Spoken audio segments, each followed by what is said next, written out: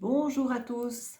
Alors on se retrouve aujourd'hui pour une nouvelle vidéo dans la série L'un n'est pas l'autre. Nous allons aborder le thème de l'empathie et la compassion. C'est une vidéo qui nous a été demandée par Flora. Donc depuis le temps que je devais la faire, Flora, ça y est, le sujet va être dans la boîte d'ici quelques instants. Alors, quelle est cette différence entre l'empathie et la compassion? Parce que c'est vrai qu'on nous parle beaucoup de l'empathie, on nous invite à être dans l'empathie, mais il y a quand même un risque et on ne sait pas trop quel est ce risque. En fait, pour tout vous dire, il vaut mieux être dans la compassion. Alors, je vais vous expliquer tout de suite la différence. L'empathie, c'est la capacité que l'on a à mettre les chaussures de l'autre. Je vais le dire comme ça, c'est-à-dire la capacité que l'on a à se mettre à la place de l'autre, à ressentir ce que ressent l'autre, à, d'une certaine façon, imaginer ce que l'autre vit. Alors peut-être parce que justement, on l'a vécu soi-même, hein, du coup, forcément, on se remémore ce qu'on a ressenti à ce moment-là, ou tout simplement parce qu'on a cette capacité à être dans l'empathie, à savoir, à vraiment ressentir l'émotionnel, à se mettre à la place de l'autre, à vivre l'événement qu'on nous raconte comme l'autre a pu le vivre. Bref, être vraiment dans cette capacité à comment dire, à intégrer l'émotionnel de l'autre, à le ressentir profondément. Donc ça, c'est l'empathie. Le problème qu'il y a avec l'empathie, c'est que justement, si on se met complètement à la place de l'autre, si on ressent complètement ce que ressent l'autre, eh bien, on est nous-mêmes impactés. Et ça peut être un problème, notamment quand on est dans un travail, par exemple comme moi en tant que thérapeute, ou quand on est dans un travail, oui, où on est en contact avec un public, ou même tout simplement, même en étant dans une relation amicale ou autre. Parce que si vous vous mettez trop dans la situation de l'autre, et si justement vous êtes impacté complètement parce que l'autre vous raconte, ben, il y a un moment donné où ça va être compliqué de pouvoir accueillir pleinement ce qu'il ressent, de pouvoir l'accompagner, si c'est votre travail, votre métier, de pouvoir l'aider. Enfin, ça va être dur, hein, puisque si même, si vous également, vous vous retrouvez à être en colère, très très en colère, ou à pleurer, très peiné, très affecté, comment voulez-vous avoir la bonne attitude? Et une fois de plus, dans mon métier, l'empathie, c'est dangereux. Parce qu'en plus, ça va venir déclencher plutôt le côté sauveur. Et on va plutôt vouloir sauver qu'aider. Je vous renvoie à une vidéo que j'ai faite qui traite de ce sujet-là.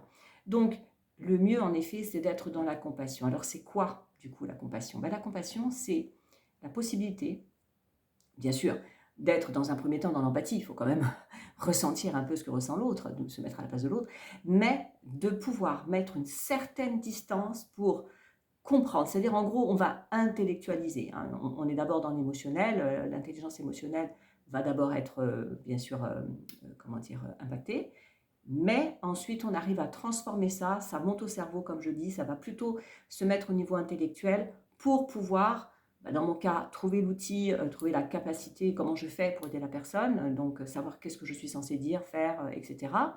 Bah, si c'est le cas d'un médecin, ne pas entendre la souffrance du patient pour se concentrer sur qu'est-ce que je dois faire pour vite lui venir en aide.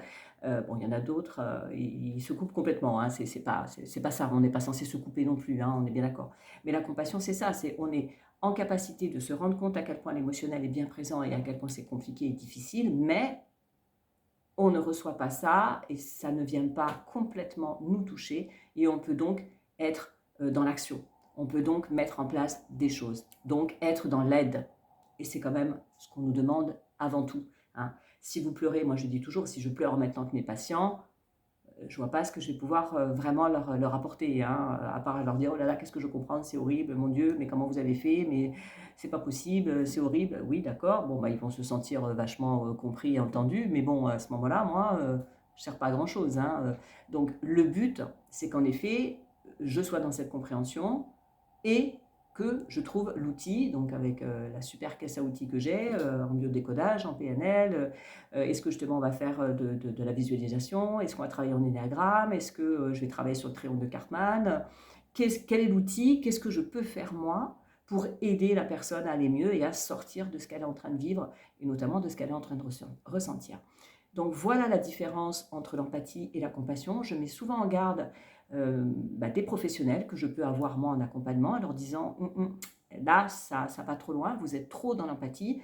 Et c'est vrai qu'aujourd'hui, je veux dire, allez, on nous bassine parce que c'est vrai que c'est un peu le grand truc à la mode. Il faut être empathique, il faut absolument être dans l'amour inconditionnel, d'où la vidéo que j'ai faite il n'y a pas longtemps. Bref, ok, mais je trouve que ces notions-là peuvent mettre en danger si on ne les comprend pas bien et si on tombe dans le panneau, en effet, en mode sacrificiel et à s'oublier totalement. Non, on est censé à la base se protéger et on est censé rester bien aligné pour pouvoir aider les autres correctement quand on veut justement être dans cette relation d'aide et aimer aussi correctement, comme je disais dans la précédente vidéo, quand on veut, quand on se priorise, on peut aimer correctement, et alors que quand on se sacrifie, ça ne fonctionne pas. Donc une fois de plus, vous voyez, là c'est pareil, aider, sauver, aimer correctement ou aimer de façon sacrificielle, et puis être dans une compassion ou bien être dans l'empathie,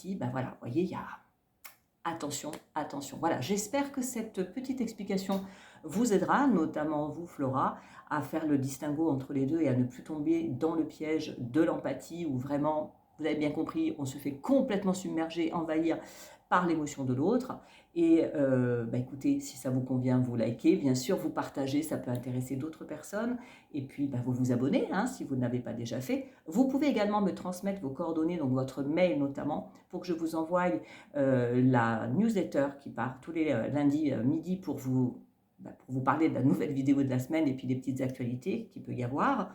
Donc, vous m'envoyez par mail, vous pouvez m'écrire, ou alors il y a un formulaire de contact sur mon site internet. Donc voilà. Et pour prendre rendez-vous, pareil, c'est sur le site internet. Vous avez un lien sur Calendly, sur une plateforme, donc où vous pouvez prendre rendez-vous et régler la séance également.